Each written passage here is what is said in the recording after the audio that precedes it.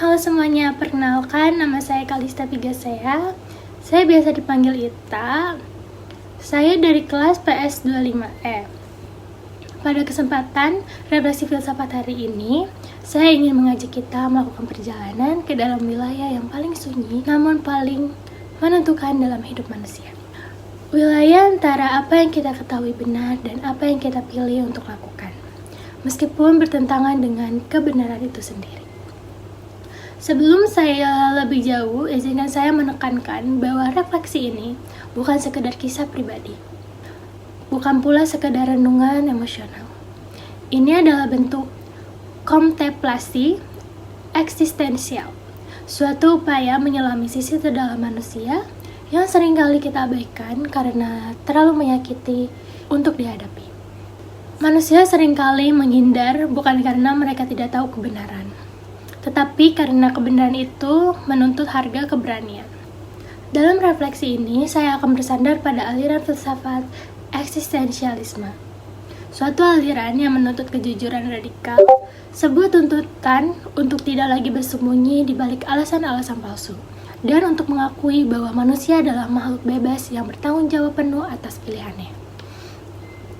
Eksistensialisme mengajarkan kita tidak ditentukan oleh nasib.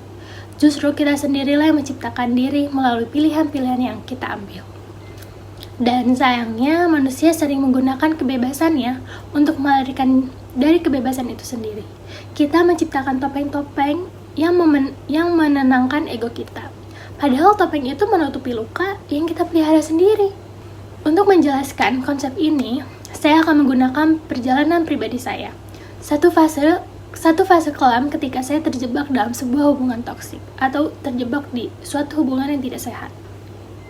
Di titik ini saya menemukan salah satu bentuk kejahatan filosofis terbesar terhadap diri sendiri, etikat buruk atau bad faith. Namun sebelum masuk ke analisis filsafat, saya ingin menegaskan satu hal yang mungkin relevan bagi banyak orang. Kadang kita sadar kita sedang terluka, kita sadar hubungan itu sakit. Tapi tetap saja kita tidak bisa pergi. Seolah ada kekuatan asing yang menahan kita. Padahal setelah saya renungi, kekuatan itu bukan dari orang lain, tetapi dari diri saya sendiri. Teman-teman, hubungan itu sebenarnya sudah mati jauh sebelum saya berani mengakuinya. Logika saya, bahkan kesehatan saya, mental saya, mereka menjerit keras agar saya pergi. Tapi apa? Kenyataannya saya tetap tinggal. Saya tetap mempertahankan hubungan yang sudah tidak sehat itu.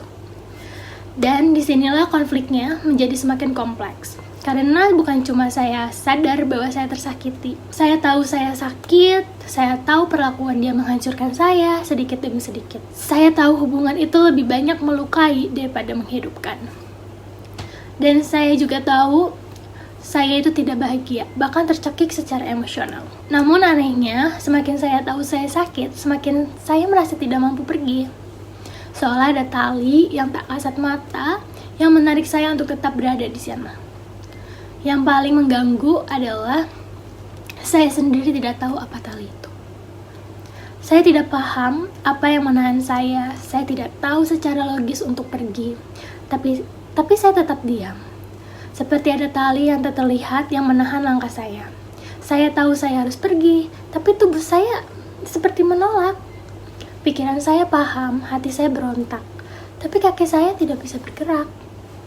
Dan yang paling ironis, saya sendiri tidak tahu apa yang sebenarnya menahan saya. Apakah itu cinta, apakah itu ketakutan, atau hanya sebuah ilusi? Ilusi yang keterikatan yang saya bangun untuk mengisi kekosongan dalam diri saya. Yang saya tahu hanyalah ada satu hal yang menahan. Sesuatu yang saya sendiri tidak mengerti, tetapi cukup kuat untuk membuat saya tetap tinggal dalam rasa sakit yang saya pahami sepenuhnya. Saya tahu saya layak mendapatkan hubungan yang sehat, tapi saya tetap menunggu. Saya tahu saya sedang berjalan menuju jurang, tapi saya tetap memilih jalur itu. Dan yang membuatnya lebih menyakitkan adalah fakta bahwa pengkhianatan itu bukan sekali, bukan 2 kali, bukan 3 kali, tetapi berkali-kali. Setiap bukti, setiap kebohongan, setiap pengulangan luka, semuanya seperti tamparan realitas yang tidak bisa memberikan ruang untuk ilusi. Namun, saya tetap berada di sana. Saya mencari celah, saya mencari alasan, saya mencari harapan yang sebenarnya saya tidak tahu, dan itu tidak pernah ada. Saya merasionalisasi perlakuan yang tidak rasional. Saya bertahan pada hubungan yang tak lagi menjadi rumah, tetapi menjadi penjara emosional yang saya hias sendiri agar terlihat seperti tempat berlindung. Secara psikologis, mungkin bisa dijelaskan dengan trauma bonding, fear of abandonment, atau mekanisme coping maladaptif. Namun, dari sudut filsafat eksistensialis menjelaskan jauh lebih tajam. Saya memilih untuk terluka, saya memilih kenyamanan palsu daripada kebebasan yang menakutkan. Saya memilih kehadiran yang menyakitkan daripada kesendirian yang menuntut keberanian. Ini adalah paradoks eksistensial. Kadang kita tahu kebenaran, tetapi kita memilih kebohongan karena ia terasa lebih nyaman dan lebih aman. Sampai akhirnya pada titik paling rendah saya, di mana saya tidak hanya terluka, tetapi runtuh. Saya tahu saya harus pergi, tapi saya merasa tidak mampu. Saya merasa lumpuh, seperti kaki saya diikat oleh emosi saya sendiri, yang saya sendiri pun tidak mengerti. Saya diikat oleh emosi yang mana? Dan emosi yang seperti apa? Saya terus bertanya, kenapa aku tidak bisa pergi? Apa yang sebenarnya menahan aku? Dan tragisnya tidak ada jawaban, hanya kekosongan yang menakutkan. Di saat paling putus asa itu, saya melakukan sesuatu yang saya kira adalah bentuk doa.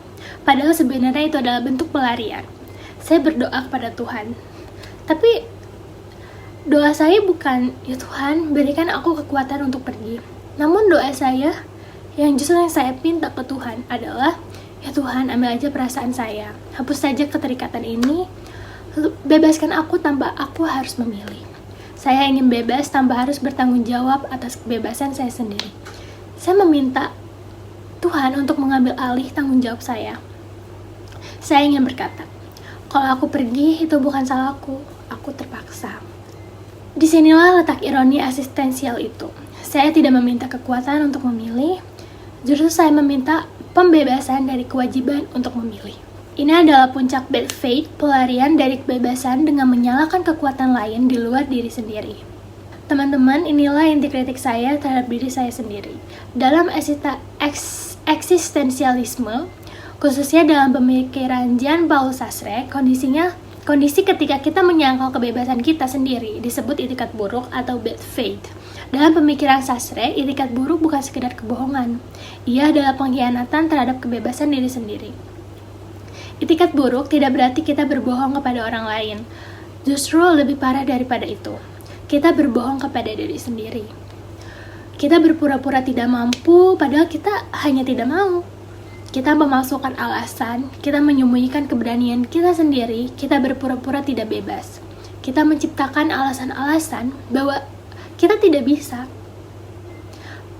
Padahal sebenarnya kita tidak mau. Kita menyalahkan keadaan, menyalahkan orang lain, bahkan menyalahkan Tuhan. Agar kita tidak perlu menanggung rasa sakit dari pilihan kita. Pada saat itu berbohong bahwa saya bertahan karena cinta.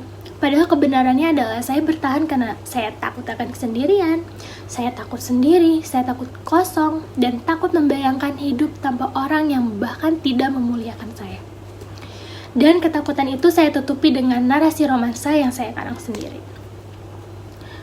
Bahkan saya takut pada konsekuensi dari kebebasan saya sendiri. Mungkin banyak dari kita pernah menyerah pada narasi palsu bahwa penderitaan adalah takdir. Tapi eksistensialisme menolak gagasan itu. Penderitaan saya waktu itu bukanlah takdir. Ia adalah hasil dari pilihan-pilihan yang saya buat setiap hari. Setiap hari saya memilih untuk bertahan, setiap hari saya memilih untuk tidak jujur, setiap hari saya memberi izin untuk dilukai lagi. Bahkan, setiap kali saya mengabaikan bukti pengkhianatan, saya sebenarnya sedang berkata, silakan lukai saya lagi. Dan itu dilakukan oleh saya sendiri melalui kebohongan yang saya pelihara. Kebenaran yang menyakitkan hanya menusuk sekali, tapi kebohongan yang menusuk setiap hari. Pada akhirnya, titik balik bukanlah ketika saya disakiti. Titik balik itu muncul ketika saya berhenti membohongi diri sendiri. Keputusan untuk pergi bukan sekedar keputusan emosional, itu adalah tindakan filosofis. Sebuah momen ketika saya mengambil alih kembali kebebasan saya, sekaligus mengambil kembali rasa tanggung jawab. Saya tidak lagi menyalahkan Tuhan, tidak menyalahkan dia, tidak menyalahkan keadaan. Saya mengakui, saya memilih untuk tinggal dan saya yang memilih untuk pergi. Ini adalah momen keontektikan saat seseorang berdiri di atas kakinya sendiri sebagai manusia bebas. Namun kebebasan tidak berakhir pada keputusan untuk pergi, karena setelah pergi saya harus membangun diri saya kembali. Eksistensialisme mengajarkan bahwa hidup adalah proses. Saya harus belajar membangun diri saya yang baru, diri yang tidak ditentukan oleh trauma atau oleh orang yang melukai. Diri yang sadar bahwa setiap hari adalah kesempatan untuk memilih kembali. Memilih sikap, memilih tujuan, memilih cara untuk hidup lebih otentik. Dan proses ini tidak mudah dan tidak instan. Ia menuntut kejujuran yang konsisten, keberanian untuk melihat sisa luka dan tidak menyangkalnya, kesediaan untuk memaafkan diri sendiri atas kesalahan masa lalu. Sebagai penutup, saya ingin meninggalkan satu pesan penting. Belenggu paling kuat bukanlah belenggu yang dibuat orang lain. Belenggu paling kuat adalah belenggu yang kita pasang sendiri melalui penipuan diri. Kita tidak dihukum untuk pasrah, justru kita dihukum untuk bebas. Dan kebebasan itu datang bersama tanggung jawab yang besar. Tanggung jawab untuk memilih kebenaran meskipun menyakitkan. Teman-teman, saya berharap perjalanan ini adalah bukti bahwa dalam keadaan sesulit apapun, kita selalu punya pilihan. Mari berhenti hidup dalam itikat buruk atau bad faith. Mari kita hidup secara ontetik, jujur pada diri sendiri, berani terhadap pilihan, dan bertanggung jawab atas kebebasan yang kita miliki. Baik, sekian aja dari saya. Terima kasih, sampai bertemu kembali.